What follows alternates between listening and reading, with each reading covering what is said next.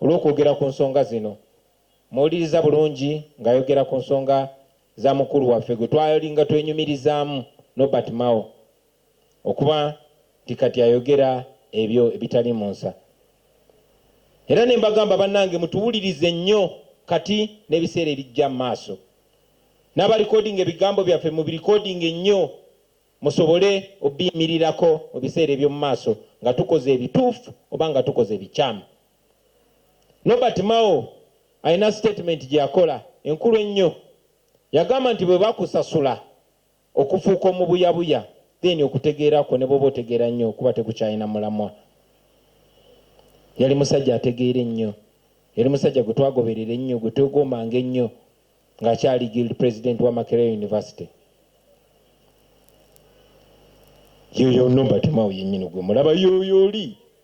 Yoyo munnange. So tetujja kusaasira ye naye tujja kusaasira ab'eŋŋanda ze abako n'ab'emikwano. Era ebbaluwa ngibalaze yiino twagiwandiikidde dda poliisi ng'amateeka bwe galagira. Bagenda kola effujjo, bagenda tutulugunya, naye ku nkomerero tugenda kuwangula. Mbakakasa ku nkomerero tugenda kuwangula, era bwe tuba tetunawangula mumanye nti si enkomerero. Naye nga gye binaggwera tujja kubeera bawanguzi. Bwe tuba tetunaba bawanguzi mumanya tebinakola ki? Temulina kye mugenda kufiirwa n'ekimu baganda bange okugjako emigwa n'enjegere gye babasibye. Temulina kye mufiirwa. Ababanyigiriza balina ssente zammwe, balina obugagga bwammwe, balina eddembe lyammwe, okusingira ddala balina ebiseera byammwe eby'omu maaso. Tugende tulwane twenunule. Bwe tuteenunula tewalibaawo muntu yenna yenna gwe tugenda kwekwasa nti tetwerwanako. Tukole buli kye tusobola baganda bange. Kuba tewali gwogenda kunnyonnyola twagezaako ne tulemwa. Kuno kuwangula oba kuwangula.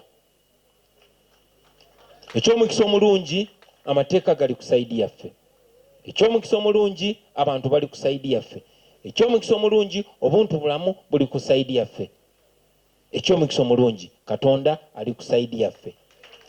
N'olw'ensonga eyo tugende bassebo ne bannyabo tunominatinga ku Lwakubiri nga 23.